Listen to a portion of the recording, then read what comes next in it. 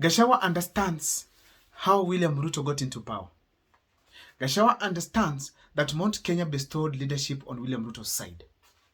Gashawa understands that how the Kenyan politics, how the Kenyan presidency is won, because he has once been on the side that won an election.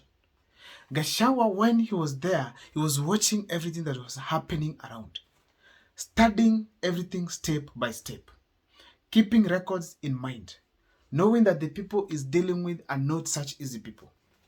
But Gashawa kept on observing. Gashawa went ahead to understand that the mountain region voted in President William Ruto and gave him the 47% of the total votes that President William Ruto had. And he knows to get William Ruto out of power, he needs to get Mount Kenya, the entire Mount Kenya against him. And as we speak today, the Mount Kenya region is almost 70% against President William Ruto. And I'm telling you, you can easily tell that Rigathi Gachagua is focused on taking President William Ruto through the mountain region on three simple principles. First, speaking the mountain region language. Second one of all, revolving around Mount Kenya to consolidate the mountain.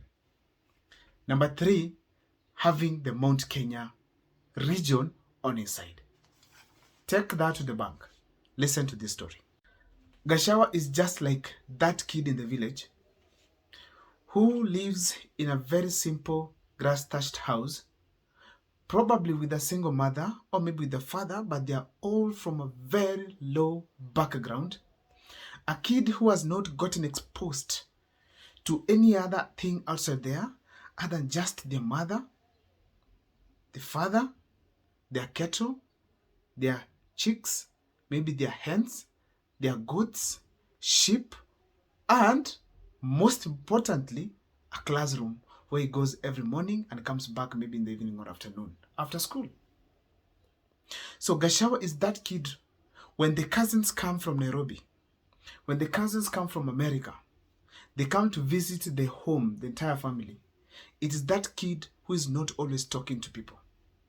It is that kid who is just left there, not ask questions, but maybe can be sent to a shop, can be told to go and pick something, can be told to carry a bag for one of the cousins.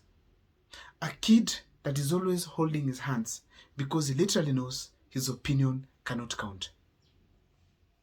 This is a kid whom everyone thinks he does not know anything.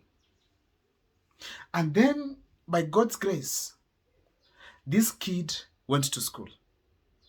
And this kid advanced in his education. But the problem is, the cousins, the other relatives still see him as that kid who does not know anything, who did not go to school. They did not care what is happening in his life. They did not care what he's even thinking about. They did not care whether he even grew up, became a man. They still see him as someone can just be used. So the kid went to school, finished until university. Still the cousins don't know even what is happening in his life. The kid has one simple thing that everyone did not know. Very smart upstairs.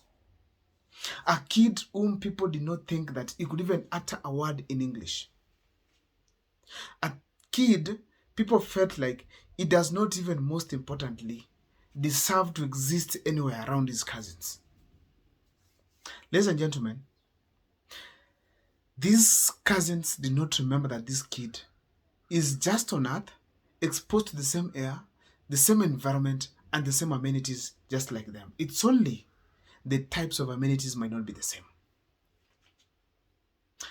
This kid got educated and became probably employed. Now a meeting came where the entire family was supposed to hold a family meeting, and Gachagua had to come home and attend the meeting. When Gachagua stood to speak, everyone felt like this kid, he has nothing important to say. This kid, he doesn't understand what is happening. This kid probably should be outside there being sent. As a result, they feel like he does not have a voice to say anything about anyone or even on anything. Why am I giving this figurative language about Rigathi Gachagua? As we speak today, Gashawa is that gentleman people look at and say probably is very primitive. A gentleman that all other politicians feel that is the odd one out amongst all the politicians in the entire country. They feel that this is the odd one out. They call him a tribalist when he speaks just like them. They call him a corrupt man when he does things the way they do. But they feel whatever they do matters, but his side doesn't matter. Gashawa is the person who comes up to launch even a party. They feel like he does not deserve to launch a party simply because he grew up from that lifestyle of a kid in the village. Gashawa is this man who was not really held his hand to rise up to where he is. But because of his smartness, he was able to maneuver his way until where he has reached right now. And these people, the politicians, are feeling like Gachagua does not deserve any chance even to be the president of the Republic of Kenya. I want just to sum up this story by taking you back to a just simple life story of a gentleman in the Bible by the name David.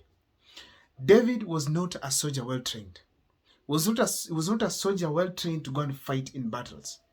But when the time of war came, this kid came out and said that he's going to fight. When he checked his arsenals, he only could get a stone and a sling. In Kisi here we call it Enduruj. So he went with it and he managed. Actually, before he managed, people felt like, how are you going to manage this? Yet that is a big man that you're going to face. That's a huge army with all types of arsenals you are going to face. People had questions ringing in their mind. And probably I'm suspecting the family said, let us now start probably digging the grave for a young man, David, who was gone into war to face Goliath. But by God's grace, with his own sling, David was able to bring down Goliath, and he became a victorious, young, and trained soldier. That is Goliath, who was brought down by David.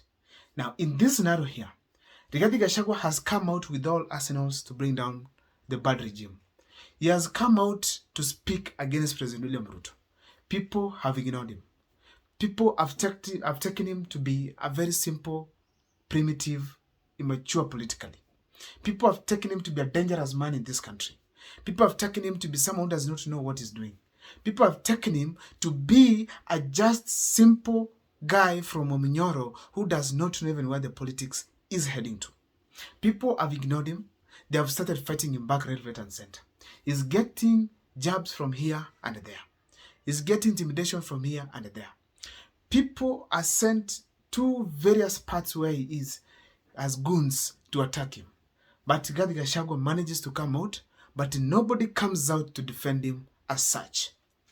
He has been attacked while in the church, but still people are tolerating that is normal.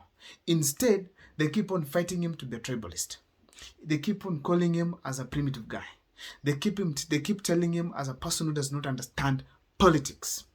Now, people have even gone ahead to see his party as just like something that does not matter in this country. Well and good. But one thing I want to remind the people here. The young kid back in the villages went to school. He got educated. And as these people were doing all other things in the villages, when the rich cousins came around, this young man was simply watching, learning the ways of the land, learning how to speak, learning how to attack, learning how to grow. And eventually, when he had enough, he started his journey of growing. That is just a story I want to share with you here for you guys to just give your comments on the comment section on what you feel as far as my story is concerned. See you next time for more videos.